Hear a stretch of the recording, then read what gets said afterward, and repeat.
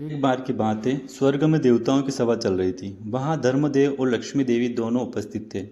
बातचीत के दौरान अचानक दोनों में बहस छिड़ गई। धर्म बोले कि मैं बड़ा हूँ और लक्ष्मी बोली कि मैं बड़ी हूँ। दोनों स्वर्ग के राजा इंद्र के पास गए। इंद्र ने पूछा, आप दोनों अचानक मेरे पास कैसे आए? तब धर्म और लक्ष्मी ने अपनी बात इंद्र के सामने रखी। लक्ष्मी ने कहा, देवराज, मैं सबसे बड़ी हूँ, क्योंकि बिना लक्ष्मी के जीवन का कोई मूल्य नहीं होता। धर्म ने कहा कि हे देवेंद्र, बिना धर्म के भी जीवन का कोई औचित्य नहीं। इसलिए हम चाहते हैं कि आप हमारा न्याय करें और बताएं हम दोनों में कौन सर्वश्रेष्ठ हैं। देवराज इंद्र धर्म संकट में आ गए। उन्होंने सोचा कि मैं कैसे यह बताऊं कि कौन सबसे श्रेष्ठ हैं। यदि मैंने लक्ष्मी को सर्वश्रेष्ठ बता दिया तो मैं धर्म से चला जाऊंगा, और यदि मैंने धर्म को सर्वश्रेष्ठ बता दिया तो मैं लक्ष्मी विहीन हो जाऊंगा। उन्होंने बहुत सोचा, पर कुछ हल उनके दिमाग में नहीं आया। आखिर में उन्होंने दोनों को कहा कि मुझसे भी ज़्यादा न्यायप्रिय धरती पर एक राजा हैं। उनका नाम विक्रमादित्य है। आप दोनों उसके पास जाओ और उनसे अपना न्याय करवाओ। वह आप दोनों का न्याय बड़ी सरलता से कर देंगे।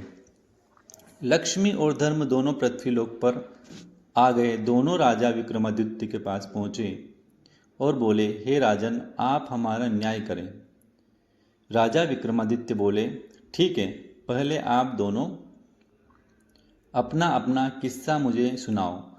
फिर मैं दोनों का किस्सा सुनकर यह बताने में समर्थ हो जाऊंगा कि कौन आप दोनों में सर्वश्रेष्ठ कौन है। लक्ष्मी और धर्म ने अपनी बात राजा विक्रमादित्य के सामने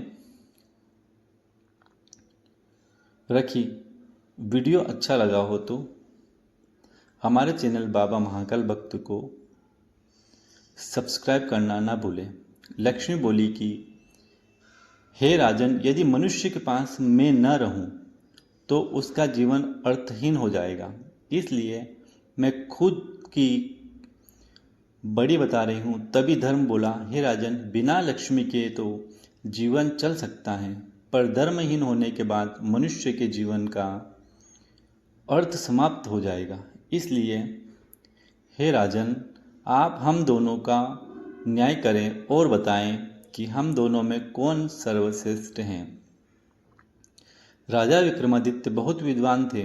वह समझ गए कि यह एक अत्यंत कठिन न्याय है। यदि मैंने लक्ष्मी को बड़ा बता दिया तो मैं धर्म से विरक्त हो जाऊंगा, और यदि मैंने धर्म को बड़ा बता दिया तो लक्ष्मी मुझसे रुष्ट हो जाएगी।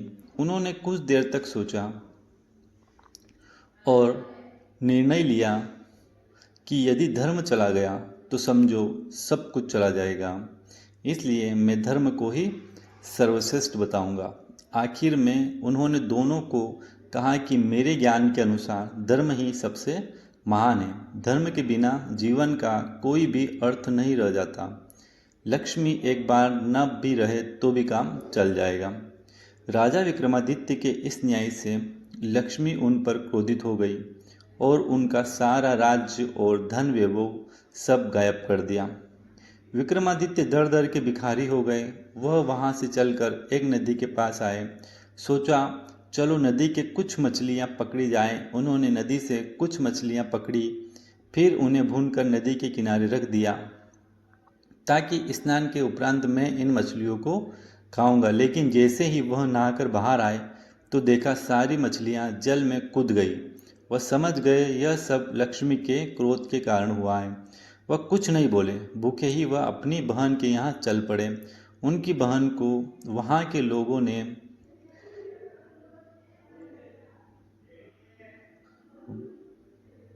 बताया कि तुम्हारा भाई विक्रमादित्य तुमसे मिलने आ रहा है। बहन ने पूछा कि भाई कैसे आ रहा है? तो लोगों ने बताया कि वह फटे हाल वस्त्रों में पैदल आ रहा है। उसने कहा कि उसे घोड़ों के अस्तकबाल में ठहराने को कहो। विक्रमादित्य को घोड़ों के अस्तकबल में ठहराया गया और खाने के लिए उन्हें चोकर की रोटी दी गई। वह समझ गए कि यह लक्ष्मी के नाराज़गी का असर है, इसलिए उन्होंने वहीं जमीन में गड्ढा खोदकर वह रोटियां गाड़ दी और बोले कि हे धरती माँ, मैं जब दोबारा यहाँ आऊँगा तो आप यह रोटी इसी स्थिति में संभाल कर रखना। फिर वह किसी को बताए बिना वहाँ से रवाना हो गए। अगले दिन सुबह वह अपने एक मित्र के पास पहुँचे। मित्र ने उनका बहुत स्वागत किया। खाने के लिए उनको तरह तरह के व्यंजन परोसे गए। जब राजा विक्रमादित्य खाना खाने बैठे तो उन्होंने देखा कि खूंटी पर टंगा 9 लखा हार खूंटी निगल रही है। मित्र की पत्नी ने विक्रमादित्य पर चोरी का आरोप लगाया। वह समझ गए कि वह भी लक्ष्मी की एक चाल है, इसलिए उन्होंने अपनी सफाई में कुछ भी नहीं कहा।